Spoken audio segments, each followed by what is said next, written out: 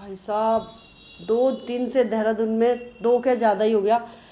देहरादून में गर्मी से इतना बुरा हाल है, पगला रही हूँ। ऊपर से हमारा ऑफिस ऊपर के फ्लोर में है।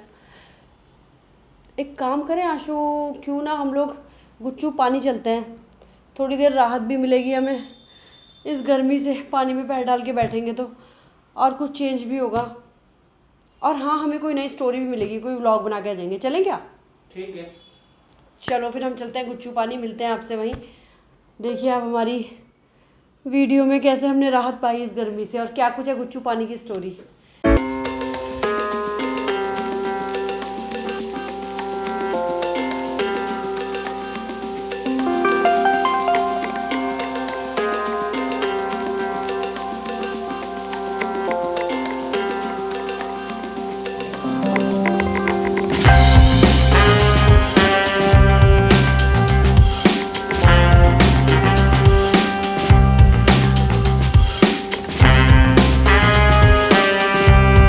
तो यही है उत्तराखंड के देहरादून की रॉबर्स केव, जिसे अंग्रेजी में रॉबर्स केव कहते हैं, लेकिन ये गुच्चू पानी है। और एक समय में डाकुओं के छुपने का बहुत बड़ा अड्डा माना जाता था, क्योंकि इस केव की जिस तरह से केव बनी हुई है, नेचुरल केव, डाकू जब एक बार यहाँ छुप जाते थे तो उन्हें कोई नहीं ढूंढ पाता था। तो आगे की स्टोरी जानिए आप, क्या है रॉबर्स केव, क्या कुछ है यहाँ की पूरी कहानी। हम भी यहाँ थोड़ी सी मस्ती करते हैं।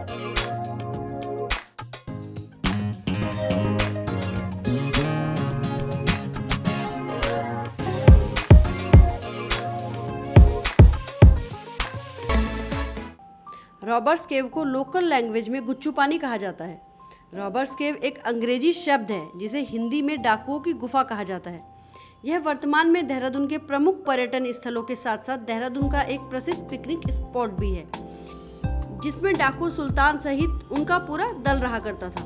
कहा जाता है कि जब भारत अंग्रेजों के चंगुल से स्वतंत्र नहीं हुआ था, तब ब्रिटिश सरकार के आदेश पर अंग्रेज भारत के सामान को ब्रिटेन ले जाया करते थे, जिसे डाकू सुल्तान और उनका पूरा दल मिलकर लूट लिया करते थे और लूटने के बाद इसी गुफा में छुपा करते थे। यह गुफा 600 मीटर लंबी और अंधेरी होने की वजह से इसके अंदर अंग्रेजी सेना प्रवेश करने से कांपती थी। रॉबर्स केव यानी कि गुच्चू पानी की यदि हम बात करें तो डाकुओं की ये गुफा भारत के उत्तराखंड राज्य के देहरादून जिले से लगभग 10 किलोमीटर की दूरी पर स्थित है, जो मुख्य रूप से देहरादून का एक पिकनिक स्पॉट है।